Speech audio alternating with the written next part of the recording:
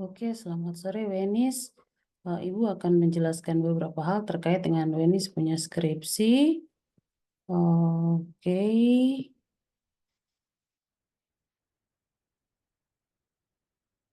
ya ini adalah judulnya Wenis, yaitu analisa pengaruh sifat fisik tanah terhadap laju infiltrasi air di Kota Jayapura. Jadi kalau disebut eh, analisa pengaruh, artinya bahwa ada sifat fisik tanah yang kemudian mempengaruhi laju infiltrasi. Nah, Wenis ingat laju infiltrasi ini artinya adalah laju serap ya. Jadi jenis-jenis sifat fisik tanah seperti apa yang mempengaruhi sehingga air itu ketika masuk ke permukaan tanah bisa lebih cepat terserap atau lebih lambat terserap ya. Nanti Wenis akan melihat di bagian abstrak ini Ibu sudah eh, membuat abstrak yang ringkas. Wenis ingat bahwa lokasi di mana penelitian ini ada 5 lokasi. Itu ada lokasi A di Dok 9, lokasi B di Entrop, lokasi C di Waina, lokasi D di Wasario Teva, dan lokasi E di Koyakoso. Dengan masing-masing karena 5 lokasi seharusnya kita mendapatkan 5 laju ya, laju namun karena ada uh, dua lokasi yang sama sehingga kita dapatkan di sini cukup 3 saja. Kalau Wenis membaca abstrak, Wenis bisa dapati bahwa lokasi A dengan C berdasarkan data yang Wenis serahkan ke Ibu itu memiliki laju infiltrasi yang sama, sementara lokasi B dan D itu juga mirip dan yang tidak sama dengan lokasi-lokasi ini adalah Koyakoso. Nah, kemudian lanjut, di sini sudah oke, ini bahasa Inggrisnya standar, biasa. Lalu kita masuk ke di bagian ini, Ibu sudah perbaiki semua, sudah rapi. Kemudian ini latar belakang, mohon dipelajari lagi ya, dibaca lagi kembali. Infiltrasi itu artinya proses masuknya air ke dalam tanah secara vertikal, bagaimana air itu teresap ke dalam tanah. Nah, kemudian di sini Wenis lihat ada 5. Kalau masalahnya ada 5, maka batasan masalahnya juga harus ada 5. Kemudian kalau batasan masalahnya, masalahnya ada 3, maka batasan masalahnya juga harus 3. Lalu tujuan penelitiannya 3. Dan itu semua untuk harus dijelaskan nanti ya. Jadi kemarin Ibu lihat Wenis punya kesimpulan dan saran itu kesimpulan dan saran untuk orang yang lakukan penelitian geolistrik. Kita tidak ada tanah aluvial, itu tidak ada. Tapi Ibu tidak tahu bagaimana ceritanya, Wenis bisa taruh itu ke dalam skripsinya Wenis. Padahal itu tidak ada dibahas di dalam skripsinya Wenis. Nah, ini ada batasan masalah 3, kemudian rumusan masalah dan tujuan penelitian. Sehingga nanti di akhir Wenis akan melihat bahwa kesimpulan di bab kesimpulan itu semuanya untuk menjawab dari tujuan penelitiannya ya. Nanti dilihat ada kaitan, selalu ada kaitan antara tujuan penelitian dan kesimpulan. Itu harus ada kaitannya. Manfaat ini nanti umum saja, Wenis bisa pelajari sendiri. Nah, Ibu berharap Wenis bisa mempelajari di bagian ini ya, landasan teorinya ya. Landasan teorinya ini mohon untuk dibaca secara ulang lagi berkali-kali. Nah, sifat fisik tanah di sini kita mulai dengan tekstur tanah ya. Tekstur tanah itu tampilannya seperti apa? Apakah dia seperti pasir kah, atau dia seperti kerikil kah, atau dia seperti apa lempung kah? Tekstur itu artinya dia punya tampilan. Kalau kita lihat tanah itu dia seperti apa ya? Di sini tabel ini dia menunjukkan informasi terkait dengan ukuran-ukuran tanah ya, ukuran-ukuran tanah. Jadi kalau ada satuannya dalam diameter milimeter, milimeter, kemudian banyaknya jumlah partikel. Artinya bahwa jenis tanah yang ukuran besar dalam 1 gram itu jumlahnya sedikit. Tapi kalau yang ukurannya kecil sekali, pori-porinya kecil sekali dalam 1 gram, itu dia jumlahnya sangat besar ya. Itu perbedaannya di situ. Kemudian lanjut lagi setelah tekstur tanah, lalu ada struktur. Struktur tanah ini Jenisnya seperti apa? Apakah tanah ini dia kayak bongkahan-bongkahan kecil seperti jenis tanah yang Wenis dapati misalnya di Dok 9 dengan di Waina yang agak mirip, ataukah dia jenisnya agak seperti batuan keras-keras. Di batuan itu blocky, granular itu jenis tanah yang agak sedikit subur seperti di Dok 9 ataupun di Waina. Nah, di dalam penelitian Wenis tanah-tanah yang Wenis bawa itu dia antara granural dengan blocky. Granural ini seperti jenis tanah di Dok 9, kemudian Waina, blocky ini seperti di Yotefa, kemudian di Entrop juga. Sementara kalau di Koyakosa itu gabungan antara keduanya ini. Oke, lanjut kemudian porositas. Nah, kalau kita berbicara porositas itu artinya pori. Pori itu artinya ada lubang-lubang, banyak lubang yang bisa membuat sehingga air itu mengalir dengan lebih cepat atau lebih lambat. Kalau pori-porinya kecil atau dia semakin rapat, maka itu menyebabkan air itu turunnya lama sekali ya. Kalau berdasarkan data yang Wenis kumpulkan di lapangan, kemudian nanti Ibu akan jelaskan tabelnya, di situ menunjukkan bahwa eh, tanah yang sangat rapat sekali, pori-porinya kecil. Jadi kalau dia rapat itu artinya pori-porinya kecil ya. Kalau di dalam sini dijelaskan bahwa tanah lempung pori-porinya itu lebih rendah dari pasir, butirannya rapat dan tidak banyak ruang ya. Kalau jenis tanah yang sangat rapat itu membuat sehingga air yang mengalir dari permukaan masuk ke dalam itu resapannya lama sekali. Contohnya seperti daerah Entrop dan Pasar Yotefa itu turunnya lama sekali ya.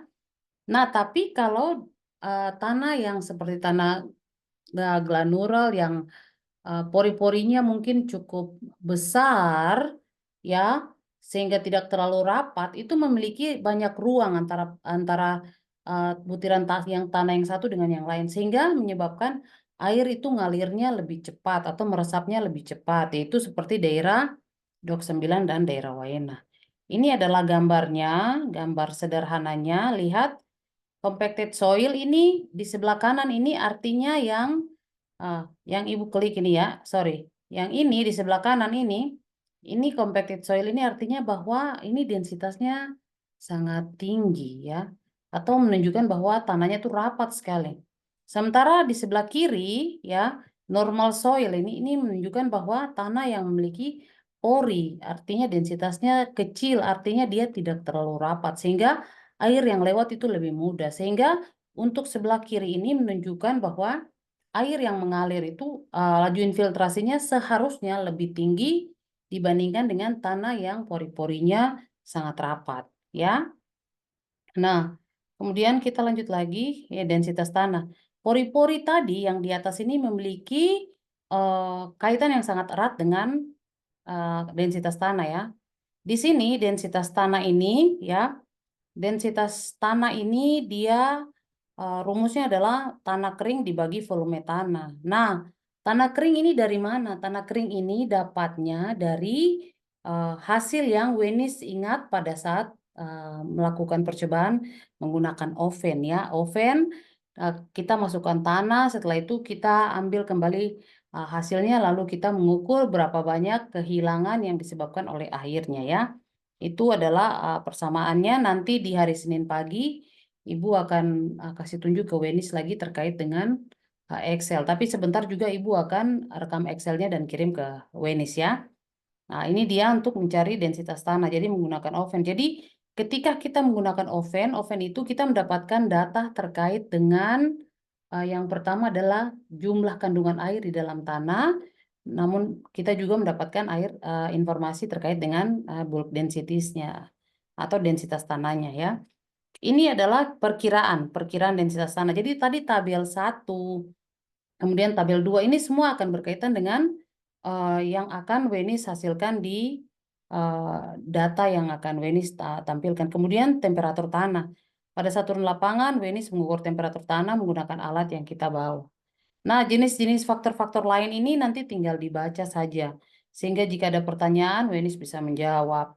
Lalu kemudian pengukuran laju infiltrasi ya. Ini laju infiltrasi ini sama seperti kita belajar fisika dasar yang biasa, di mana satuannya di sini ada sentimeter per jam, atau sentimeter per menit ya. Nah, pada saat Wenis turun lapangan, Wenis kan mengukur ada yang detik, ada yang menit. Nanti di dalam data kita akan melihat bahwa itu semua sudah dikonversi menjadi sentimeter per jam ya. Nanti Ibu akan ajarkan Wenis bagaimana cara perhitungannya.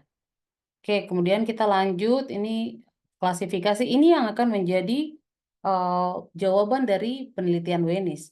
Kira-kira yang Wenis hasilkan ini dia berada di kategori yang mana ya? Laju infiltrasi. Ingat tadi di judul analisa pengaruh sifat fisik tanah terhadap laju infiltrasi air di Kota Jayapura. Nah, inilah tabel 23 ini yang nanti kita akan gunakan untuk melihat yang kita dapati ini dia masuk dalam kategori yang mana. 2.5 Wenis bisa baca sendiri. Nah, kemudian berdasarkan geologi ya, kita mau tahu nih jenis tanah-tanahnya kita ini dia masuk dalam kategori apa. Jadi kalau Wenis lihat di sini ada tipe aluvial Ki-A umumnya terbentuk masing-masing formasi. Nanti di bagian hasil dan pembahasan kita akan mengacu kepada gambar ini. Jadi gambar 2.3 ini akan digunakan untuk melihat. Misalnya kalau di dok 9 nih jenis tanahnya apa?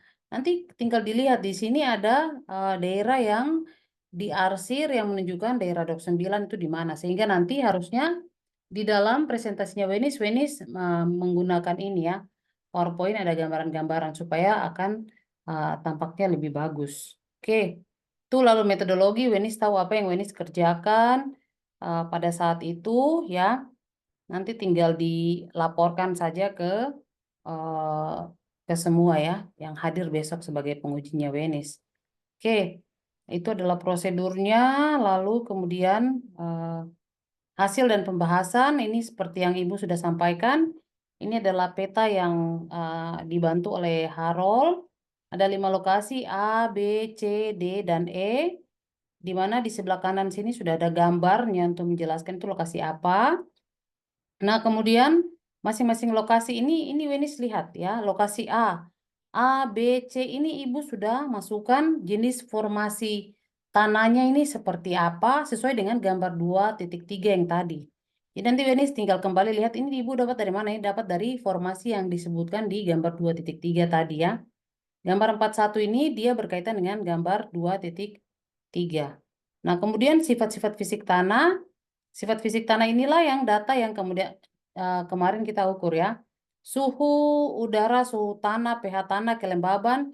Ini adalah data-data yang Wenis dapatkan dari alat yang kita ukur. Sementara densitas, kandungan air, struktur tekstur, densitas dan kandungan air ini yang kita dapatkan berdasarkan data dari oven yang kita pakai ya.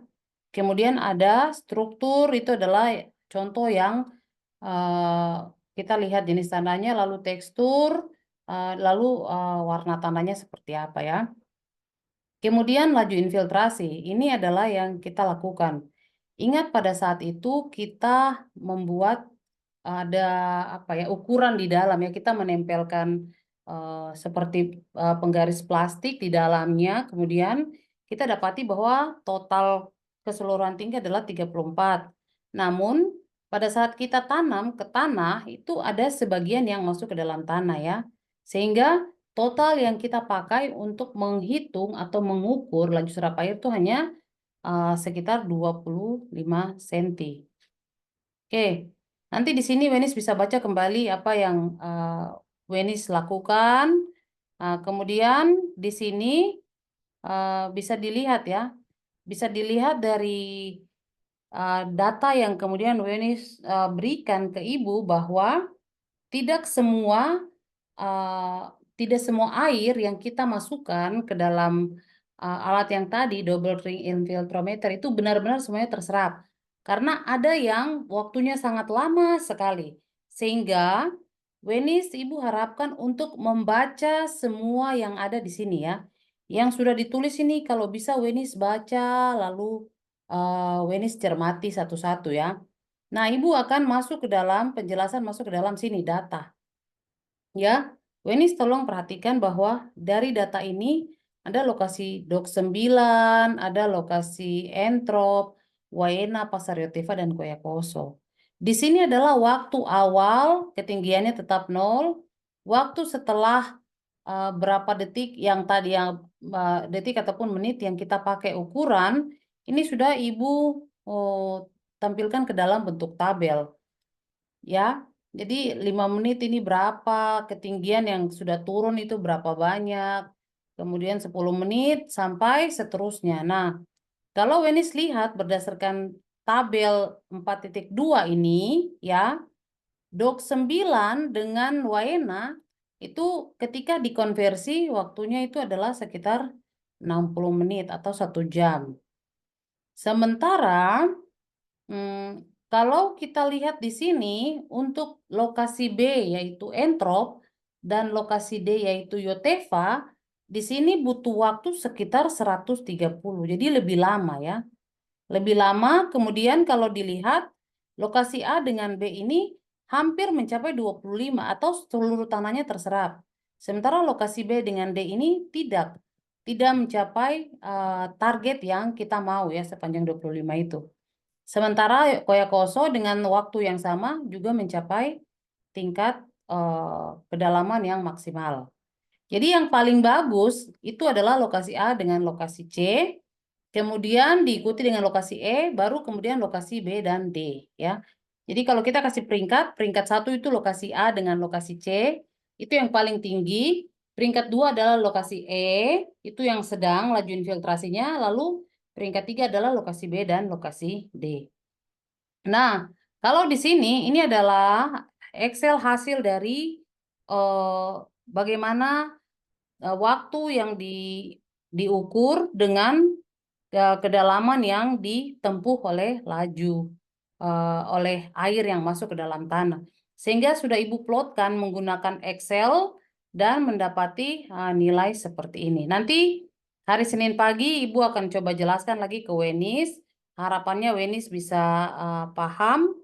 Namun Ibu harapkan Wenis belajar-belajar dulu. Jadi hari ini dengan besok bikin presentasi, kasih masuk gambar-gambar ini, lalu belajar-belajar. Nah, gambar ini punya penjelasan, itu Ibu sudah jelaskan di atas ini ya. Jadi kalau Wenis lihat tabel sebelumnya ini, penjelasan ini adalah penjelasan yang Ibu taruh untuk data yang Wenis sebutkan di bawah. Jadi sehingga Ibu harapkan Wenis benar-benar harus baca semua yang Ibu sudah bantu Wenis kerjakan ini ya. Nah, kita lanjut. Ini kemudian di kesimpulan ya. Kesimpulan di sini, 3 kesimpulan ini menjawab 3 tujuan penelitian yang ada di bab 1. Jadi kesimpulan nomor 1 menjawab tujuan nomor 1, kesimpulan nomor 2 menjawab tujuan nomor 2, dan kesimpulan nomor 3 menjawab tujuan nomor 3. Oke, mohon dibaca supaya nanti Wenis bisa dapat gambaran. Kemudian saran ini kita kasih masuk 2 saja, nanti setelah ujian baru kita dengar saran-saran seperti apa, nanti kita bisa tambahkan lagi. Oke, mungkin seperti itu. Lalu daftar pustaka sudah lengkap semua. Kemudian lampiran nanti kita bisa tambahkan setelah seminar hasil besok. Oke, mungkin seperti itu yang bisa Ibu jelaskan ke Wenis.